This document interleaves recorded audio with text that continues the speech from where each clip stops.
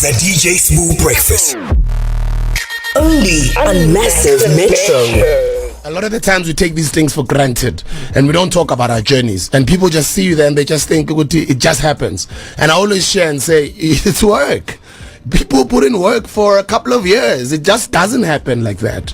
And then you are sharing with us as well that you were jobless before you got your first break. And when was your first break?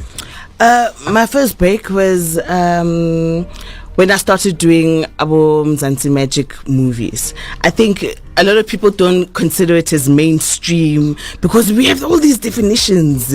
Mainstream, it must be or not on theatre, it must be on TV. Yes. And because I was from a theatre background, I had to learn how to act on screen.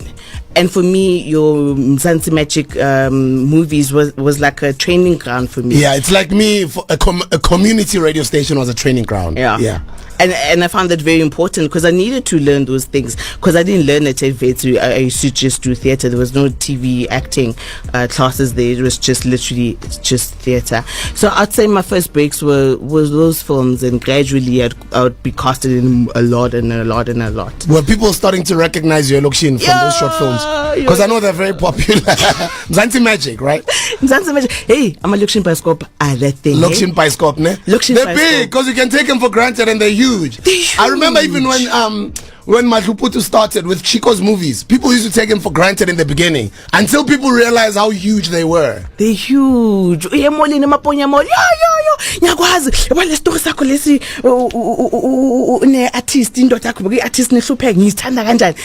those things. Because we love our own stories, ne? Yeah, definitely. We like our own stories. We are our own people because our own stories talk back to who we are. Yeah.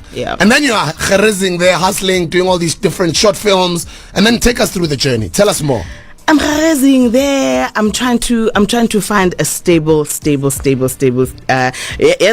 industries that thing which when you book a soapy, you sorted. You're sorted. You're sorted. You've made it, right? Yes. Because all these short stories, they don't last. Yes. And even the money, but when you book a soapy, that's like a monthly guaranteed income. Yes. So my hustle was that, and it didn't come. I'm a Lokshin Bioscope. It's Katesi. My agent would be like, I think you should. Which agent were you with? Thespians. Thespians. Yeah. Oh, lovely. Okay. I'm still with Thespians. And my agent was like to me, I think you should try and stop doing these Mzansi Magic Bioscopes. Maybe the industry will receive you better. What is going on at the time? Lady,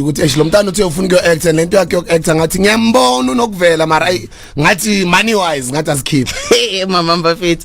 Mama Begano Gumuza would say, Kandi, why am I value la Pax scandal? Degree, act.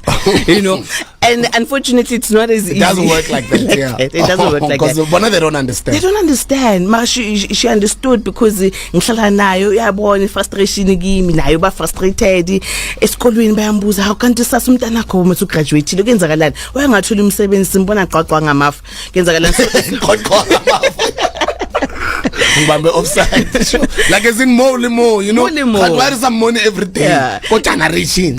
Exactly. So I had to deal with that external pressure from people, from extended family members, with how it's can't why you so celebrity. How? And what was happening with you internally? Because I know when you've graduated and you're hustling for nothing is happening, you start comparing yourself with the ones that you graduated with. They're buying cars, they're buying houses, they're getting married, etc. I was very, very angry. I was angry at myself. Now why but why didn't you just study that law? Mind you have a car, you have your own house. I was very angry. But then because my mom is a very praying woman, sometimes is this where you want me to be now? And not getting the jobs that I wanted, I developed a thick skin. And feel sorry for myself. I was like, you know what? I'm going to make a business. I'm going to do a business. using the craft and the skills that I learned. Because Mnamnganwami, who's my business partner, Umbali Malinga, we studied together. And we were pushing this auditions thing together. Then we were like, but actually this is not working out. What can we do to sustain ourselves for now, using the skills and the talent that we have? Then we started a business. And then let's talk about your business. What business was that?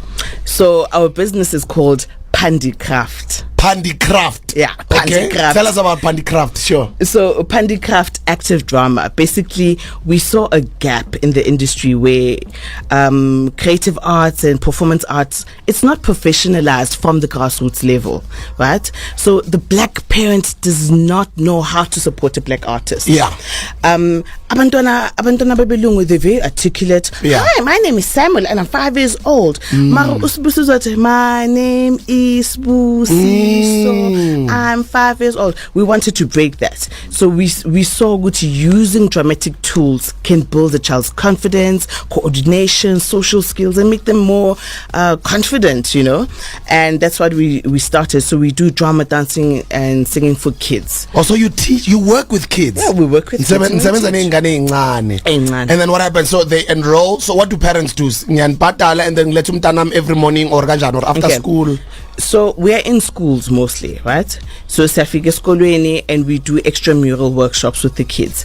So umzali uzobhadala isikolo sibhadale thina. And in those workshops we build confidence, coordination, social skills, and we teach in South African languages. Wow. Which is, because I can hear you are multilingual as well. Sorry guys. So loko bana balabakbula we there.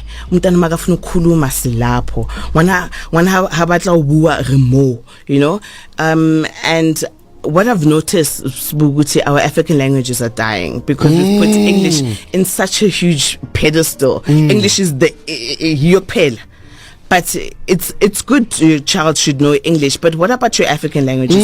What about the language your that you culture, speak where you come from? Exactly. Yeah, your origins. Yeah. So we use African languages to promote confidence and articulation as well. Because umuntu uzathi drama ngizofunda nokudrama. Ziningi izinto ongazifunda. You know how to project your voice, your body language as a child. Because makhula, you need to find yourself. You know, as abantwana because bancane kanje they're so innocent. They're teachable, ne? They're teachable because they're honest. And for a child to find their own identity using drama is beautiful because they get exposed to creativity, artistic independence, and so many other things. That is so beautiful. And I exactly understand and I concur, I agree with you. Because my child goes to a Montessori school. And the reason why I say Montessori Warato is because of that.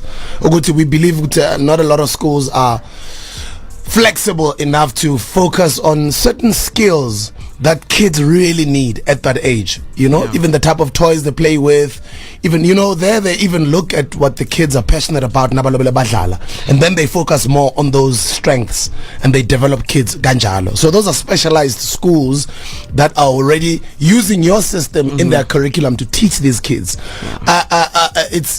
It's quite alarming for me to hear you saying some parents don't understand what you guys are doing, because it's actually needed. It's supposed to be compulsory for every school in South Africa. Yeah, they don't, and we found that a lot of parents think that you want to change their kids into drama queens and drama kings, but that's not the case. If you want your child to be a doctor, you need a confident doctor. Also, my patients. So we teach eye contact, how to present yourself, you know, and how to be just creative as an individual, you know. So that's what we really trying to embed. That's Phandicraft. So it's Phandi. Phandi. Oh, okay, Phandi. Phandicraft. Yeah, ngesikhathi Phandicraft. Phandicraft. Yeah. Oh, Phandicraft. Only on Massive Metro.